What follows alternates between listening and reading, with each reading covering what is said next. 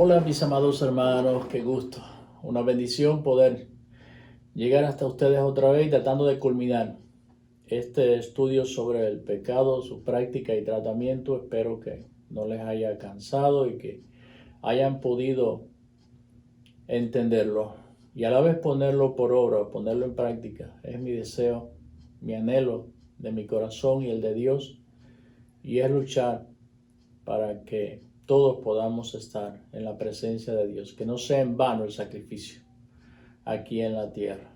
Y cómo sacar esas cosas que se esconden en nuestras vidas que nos pueden excluir de la salvación. Y no solamente para usted, sino para su familia, para sus hijos, para esas generaciones, que ya usted esté bendiciendo a los suyos, aún los que están por nacer, aún esos que están en el vientre, usted los bendiga y lo esté declarando para Cristo. Estamos en los últimos tiempos y el pecado constantemente nos está asediando y el enemigo tratando por todos los medios y a veces pasando por inadvertido excluirnos de esa salvación tan grande de la cual debemos de ocuparnos con temor y temblor. Y entonces, mis amados hermanos, estuve hablando en la clase pasada sobre esa lucha que se libra en nuestro interior, la carne y el espíritu. Les hablé de Romanos 7, la ley del pecado que mora en nosotros, y como dijera el apóstol Pablo, miserable de mí, ¿quién me librará de este cuerpo de muerte? Ya les expliqué esto, es cargar con un peso tremendo en nuestras vidas y sabiendo que hay un Espíritu Santo que nos está diciendo, oye, esto no es así, saca esto de tu vida.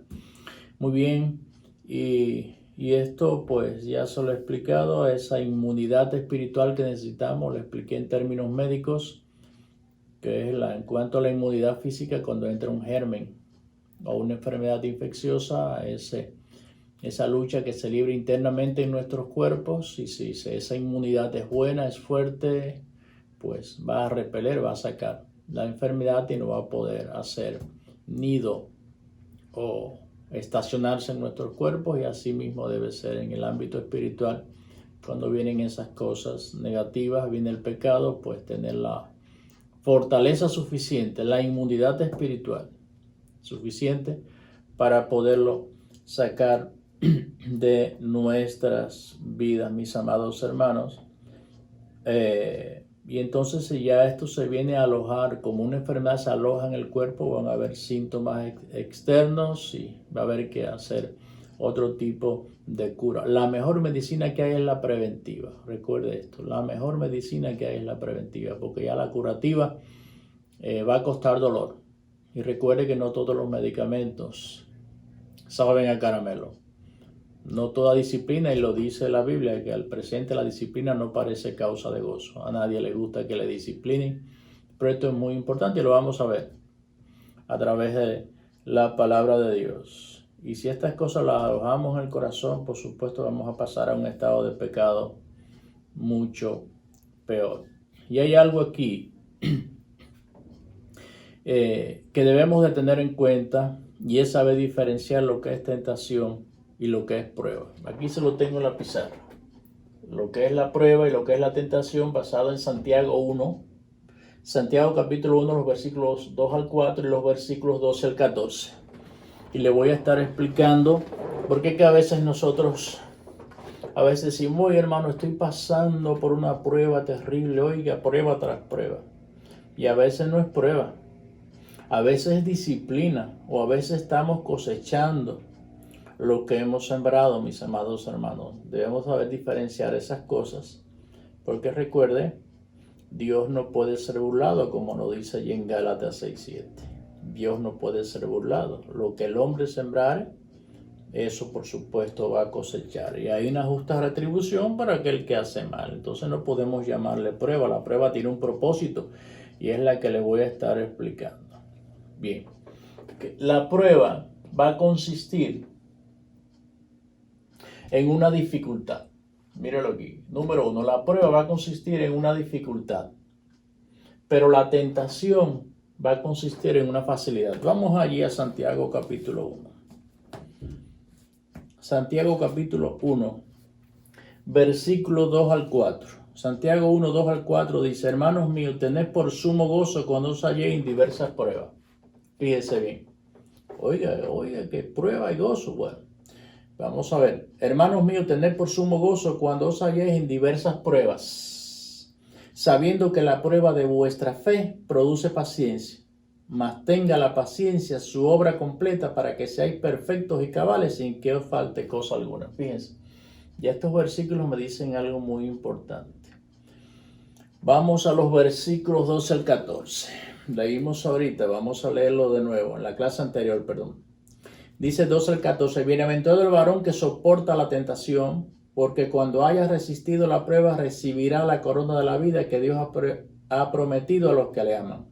Cuando alguno es tentado, no diga que es tentado de parte de Dios, porque Dios no puede ser tentado por el mal, ni él tienta a nadie, sino que cada uno es tentado cuando de su propia concupiscencia es atraído y seducido. Fíjense, aquí está la diferencia.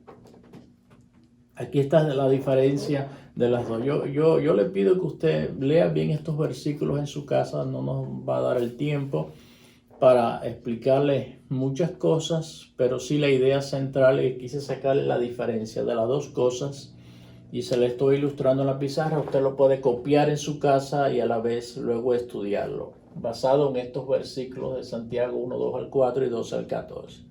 Como les decía anteriormente, la prueba es una dificultad. Sí, es una dificultad, es una adversidad, es una cuestión adversa que nos vamos a encontrar en el camino, y las pruebas son las que nos perfeccionan. Dice que Santiago, en 1 Pedro 7, que nosotros vamos a ser probados como el oro. Nuestra fe va a ser probada en fuego. Ahora bien, la prueba consiste en una dificultad. La tentación va a consistir en una facilidad. Las cosas se te van a dar fáciles, el enemigo te la va a poner fácil. Las pruebas son de parte de Dios. Las pruebas son de parte de Dios. Las tentaciones son de parte del enemigo, de parte de Satanás. Ahora bien, las pruebas son para producir en nosotros buenos frutos. ¿Qué frutos? La fe, la paciencia, la perfección. Si usted va a Gálatas 5:22, va a encontrar ahí el fruto del Espíritu. Las pruebas son para producir buenos frutos en nosotros. Y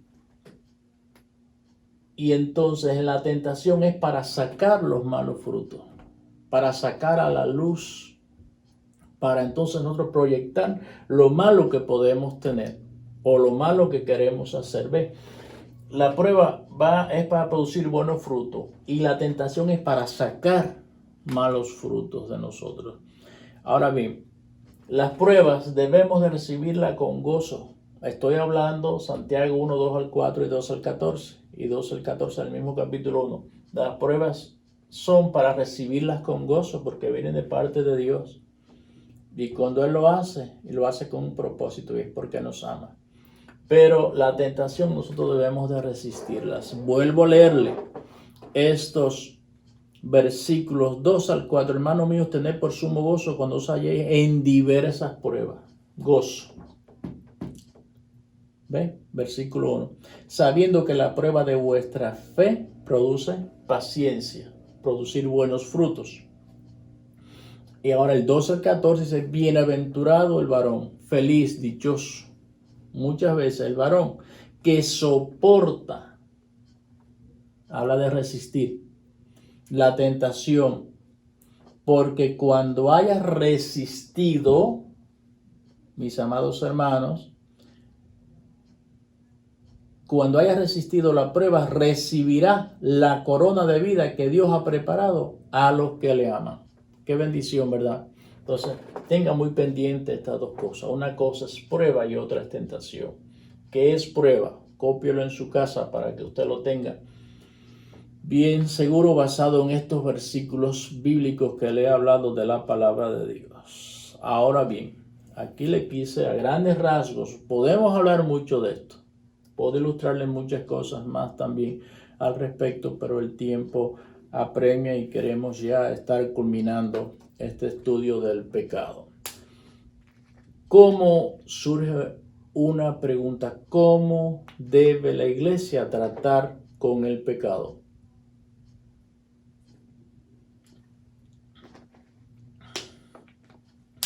En un plano médico, mis amados hermanos, para que un tratamiento sea eficaz, debe haber un buen diagnóstico.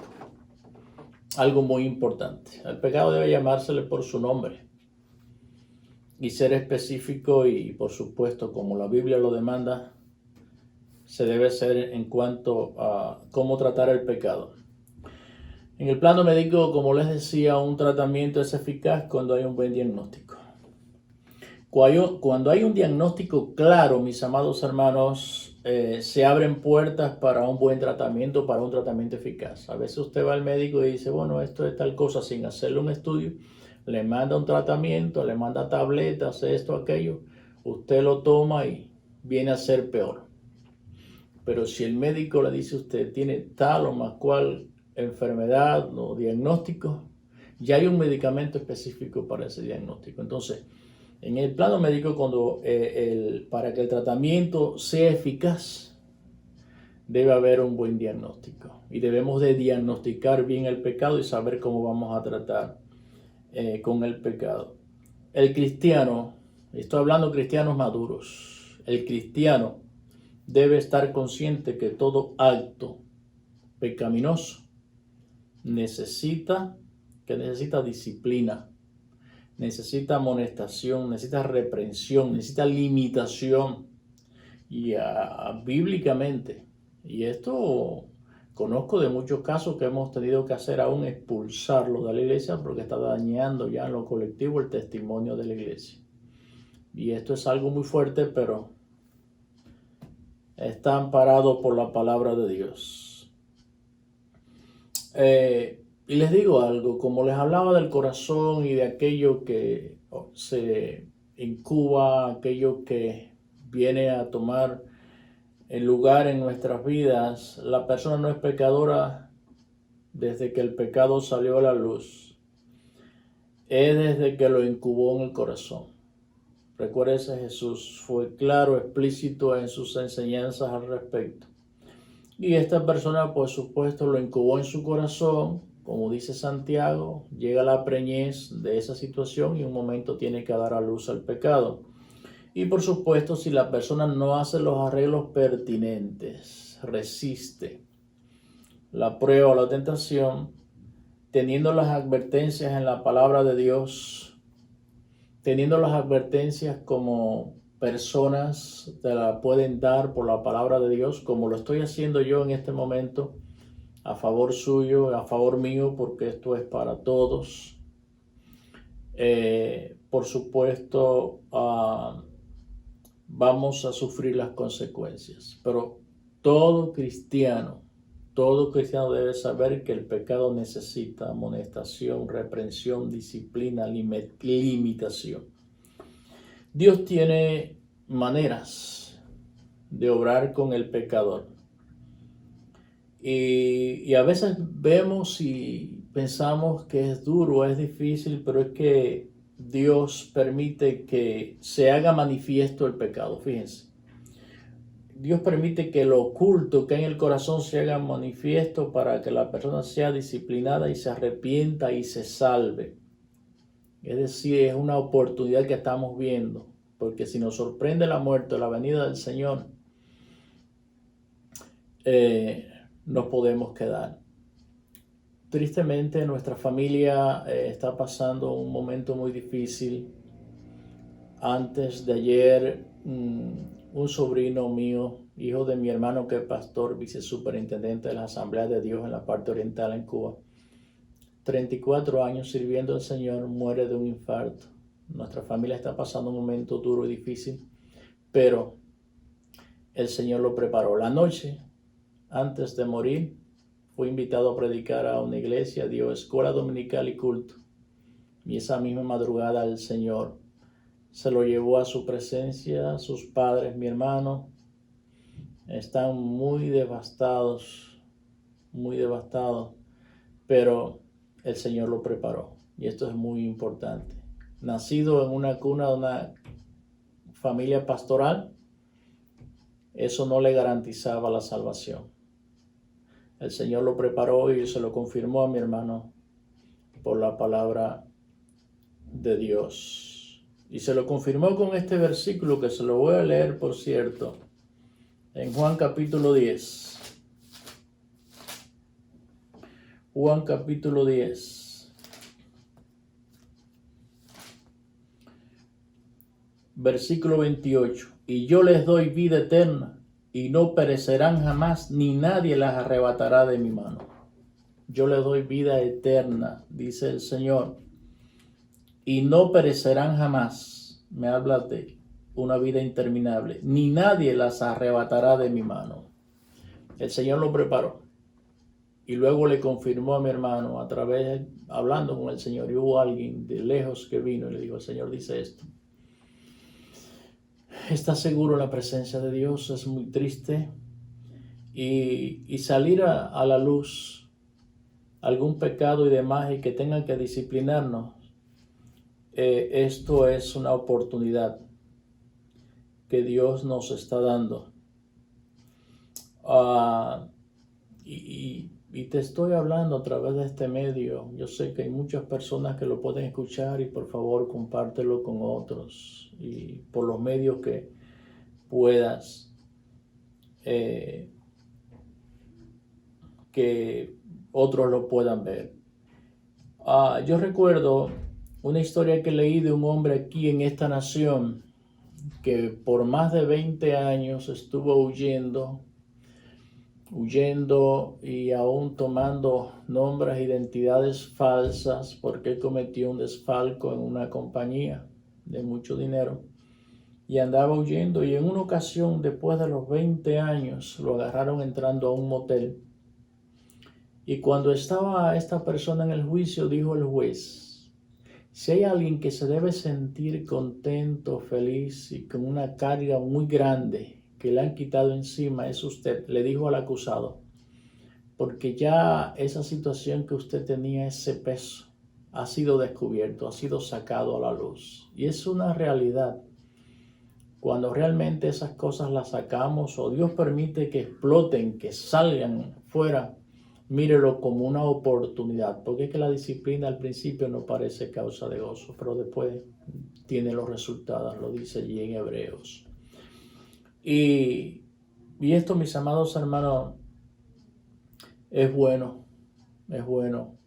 Y cuando usted y el Espíritu Santo, cuando usted y Dios hablan, Señor, y usted le es sincero a Dios estas cosas, cuando ese deseo de usted querer estar un día en la presencia de Dios, eso puede salir en un momento, pero no se sienta triste, marginado, acusado por Satanás. Mírelo como una oportunidad que Dios le está dando de que eso que había dentro, que lo puede llevar a la condenación.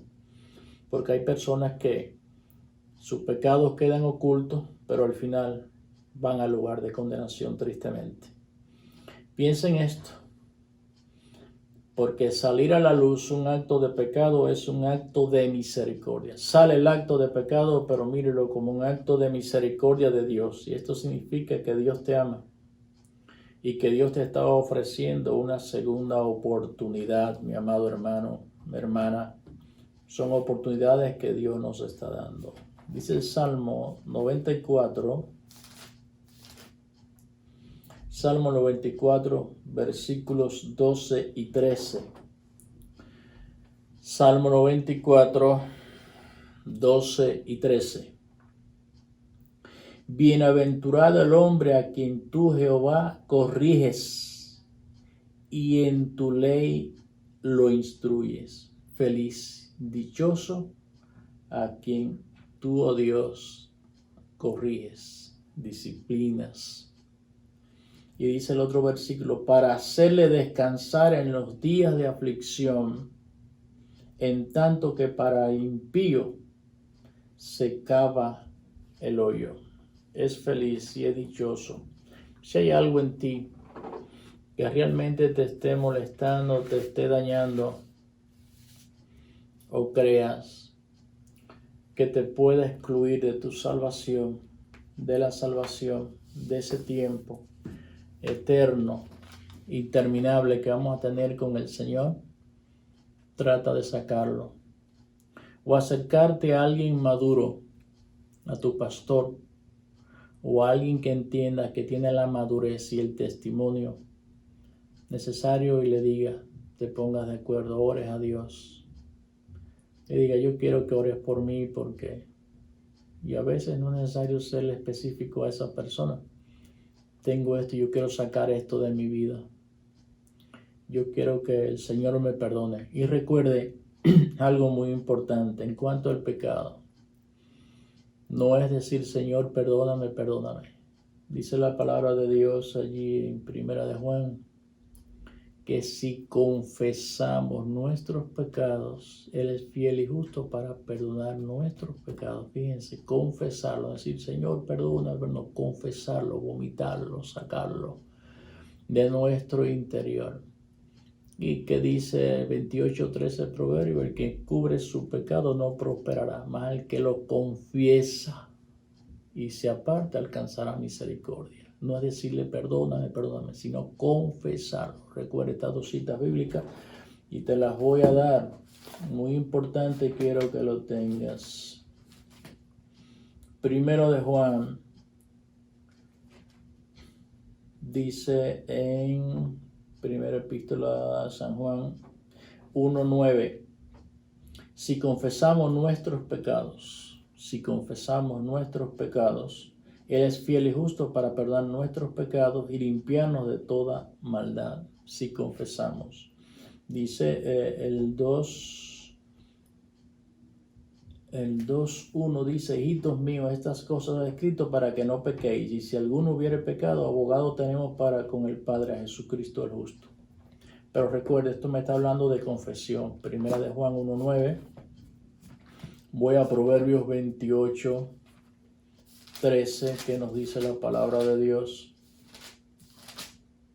Proverbios 28:13, un versículo conocido, pero el que encubre sus pecados no prosperará, mas el que los confiesa y se aparta alcanzará misericordia. Recuerde, porque a veces tenemos la falsa expectativa que es pedirle perdón y perdón al Señor. Hay que confesarlo. Él lo sabe, pero espera que tú lo digas, que tú lo confieses con tu boca y estando muestra que tú lo estás sacando, que tú no quieres que ese mal, que ese pecado esté dentro de ti. Lo puedes hacer con el Señor, decírselo así específicamente, y también puedes ir a alguien de confianza que ore por ti y juntos pedirle perdón al Señor. Voy allí al Salmo 19. Salmo 19. Y le voy a estar explicando en los versículos 12 y 13.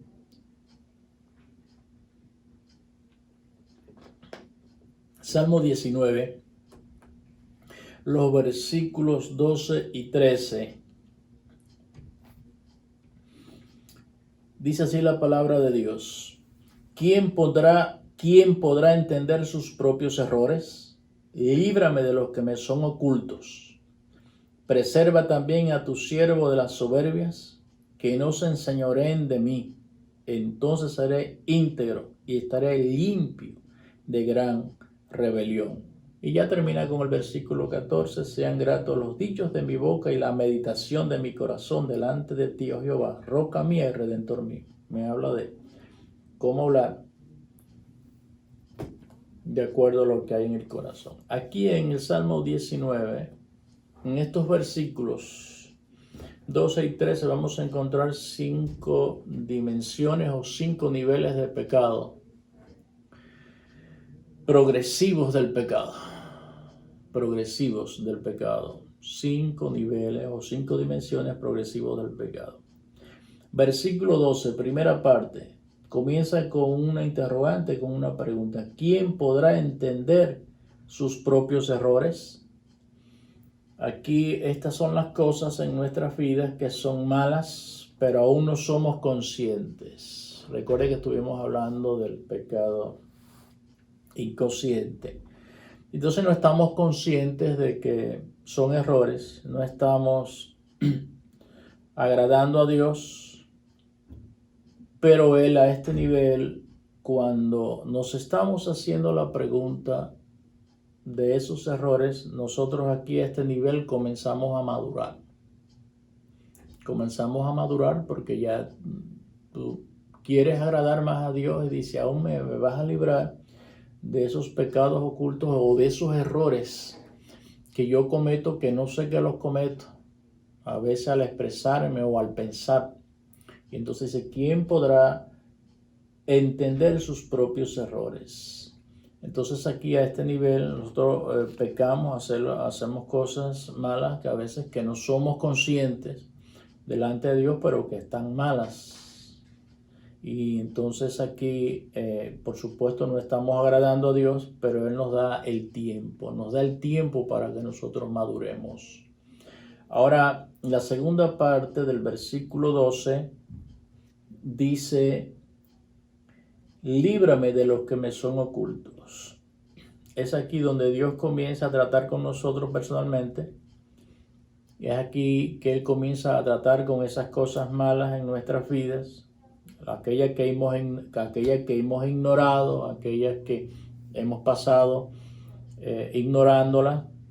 Pero ya aquí le está diciendo el salmista, líbrame de los que me son ocultos. Aquí ya no, cuando comenzamos a madurar y estas cosas que eran ocultas ya no van a ser ocultas. Ahora, por supuesto, hay que enfrentarlas. Y si respondemos bien o hay arrepentimiento, el Señor nos va a limpiar, por supuesto. Pero si resistimos a Dios, vamos a descender a un siguiente nivel. La purificación, el trato santificador de Dios va a ocurrir a este nivel, porque aquí ya tú le estás diciendo, líbrame de los que me son ocultos, es decir, ayúdame a descubrir esas cosas ocultas. Y el Señor te la va a mostrar, porque le estás pidiendo que yo quiero agradarte. Pero si respondemos mal, vamos a descender a otro nivel. A este nivel es que comienza la purificación nuestra. Pero si nosotros resistimos, pues seguro que vamos entonces a descender a otro nivel.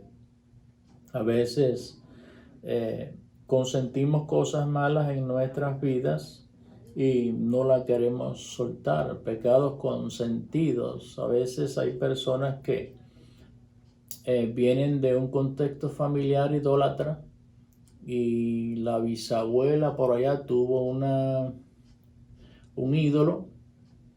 Hay muchos patrones en diferentes países que son ídolos, la patrona de aquí, de allá, para no mencionar.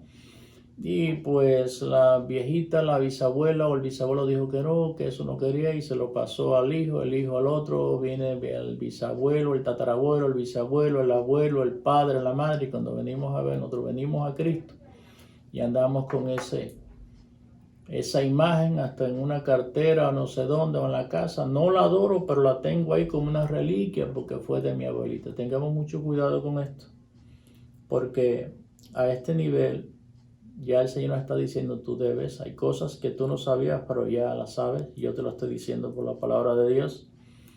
Y a este nivel, si no sale estas cosas que tú consientes, que no quieres soltar de tu vida, pues esto te puede llevar a un mayor nivel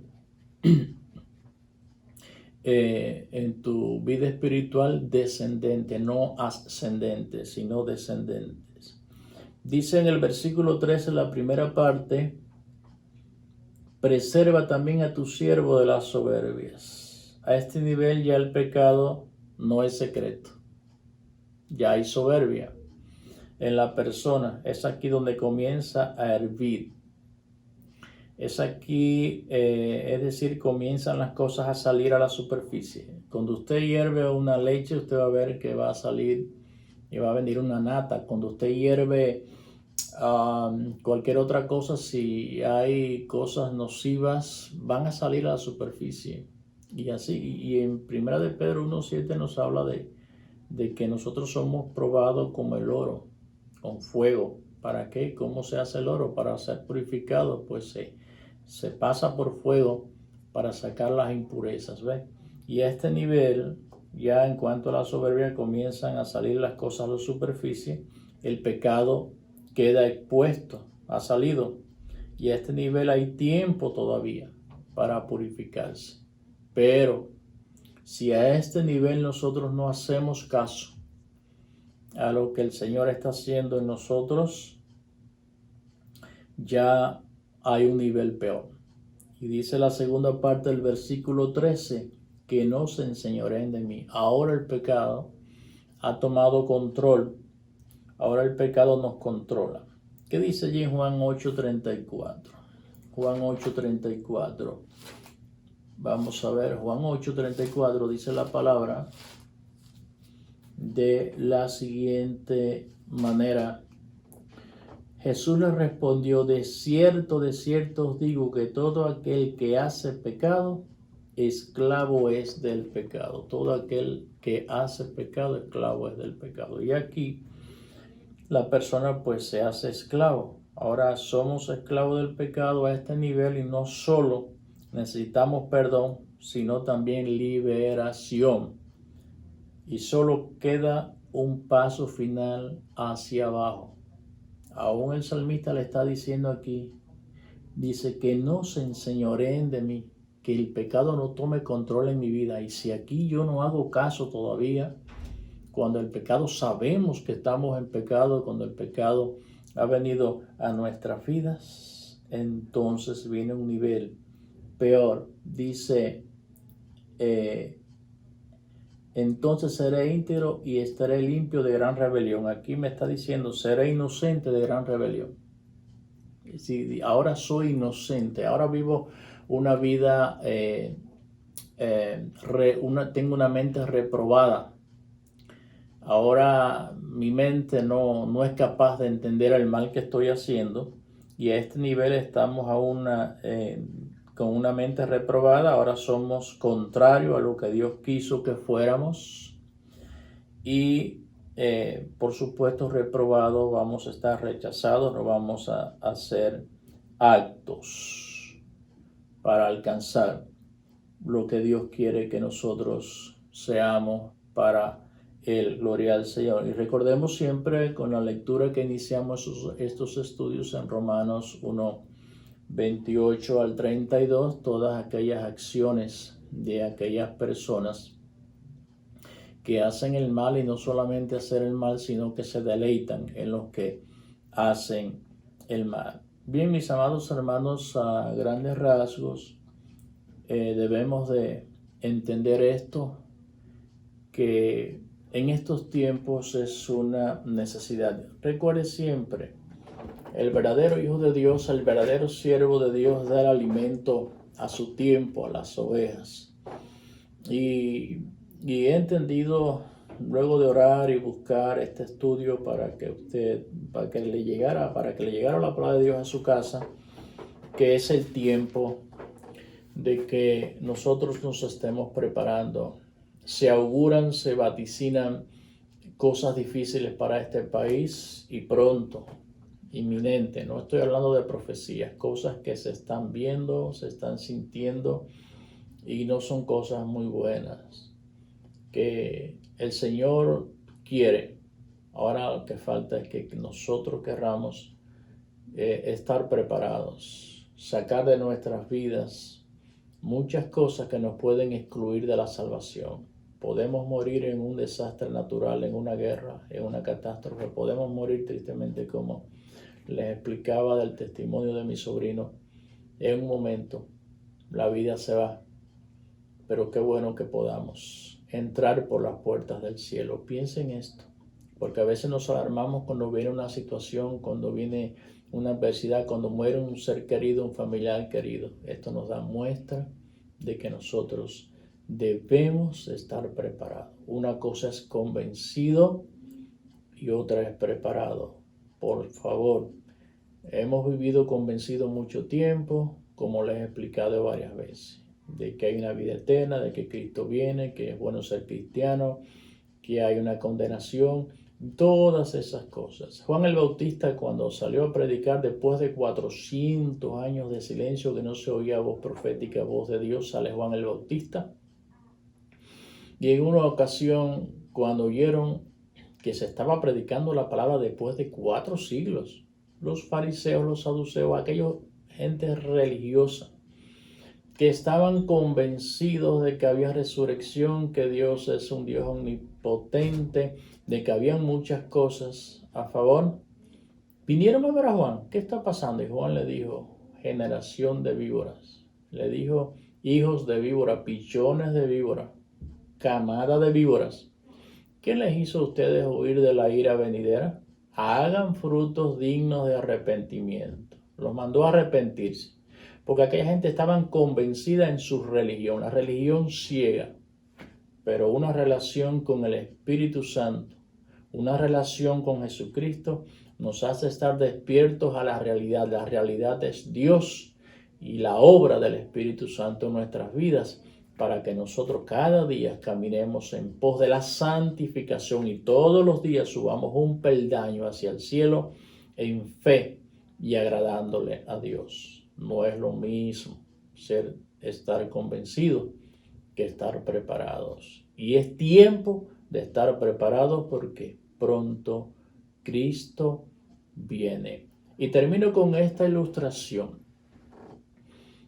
Hace muchos años recuerdo un evangelista que preguntó antes de predicar, sube al púlpito, sube a la plataforma y estando detrás del púlpito, ¿cuántos quieren irse con Cristo? Y muchos dijeron amén, como solemos decir a veces sin saber. Dice, pues yo voy a tirar esta plumita de un ave, la voy a soplar y sobre la cabeza de quien caiga, ese se va hoy con Cristo. Y él soltó la plumita. Y cada vez que la plumita venía llegando a la cabeza de alguien, venía alguien y la soplaba para que no cayera en su cabeza. No estaban preparados. Esa plumita todavía está volando. No sé si nos toque, pero prepárese por favor, para cuando llegue usted pueda ser recibido en el cielo por millones de ángeles y por Jesucristo, quien murió por nosotros para limpiarnos de todo pecado. Y él le dijo a sus discípulos, Juan 14, no se turbe vuestro corazón, crean en Dios, crean en mí. Yo voy pues a preparar lugar para que donde yo esté, vosotros también estéis. El Señor nos bendiga una vez más y espero que estas reflexiones nos sea de bendición a todos y usted luche para que su esposo, esposa, padre, madre, hermano, hijo, nieto, juntos podamos gozarnos en la presencia de Dios, porque sería triste que a veces por nuestra responsabilidad otros de nuestra familia, seres que amamos, vayan a la condenación. Por favor, prepárate tú, prepara tu familia, prepara los tuyos para que juntos podamos gozarnos en la presencia del Señor. Quiero orar por ti. Amado Dios, una vez más te doy gracias, te alabo, te glorifico y te exalto porque tú eres Dios, Dios en el cielo y en la tierra. Gracias, Señor, porque me das la oportunidad de poder hablar tu palabra, oh Dios mío, esa palabra que tú has puesto en mi corazón para que tu iglesia se esté apercibiendo, para que mi hermano, mi hermana se esté preparando a su familia, porque sabemos que tú vienes pronto por tu iglesia o por los tuyos o porque nos tocará partir antes, oh Dios mío. Gracias porque tú nos das la oportunidad, porque todavía tú tienes atalayas que pueden advertir a tu pueblo, Dios mío, de los peligros que nos están asediando. En el nombre de Jesús, que hayan habido en estos estudios mentes receptivas y corazones dispuestos para atesorar tu palabra, Dios mío, y aquellos que la puedan ver a través de este medio en varios lugares, oh Dios mío, sean bendecidos, tocados por tu presencia, oh Dios del cielo. Que las aflicciones de este tiempo, como dice tu palabra, no son nada comparable, oh Dios mío, con la gloria venidera. que las aflicciones de este tiempo provoquen en nosotros un más eterno peso de gloria, Dios mío, que deseemos estar en el cielo, pero que vivamos una vida agradable a ti en todo momento. En el nombre de Jesús, bendice tu pueblo, tu iglesia, cada hogar, cada familia que ha podido llegar tu palabra en el nombre de Jesús. Amén. Amén. El Señor nos bendiga una vez más, mis amados hermanos.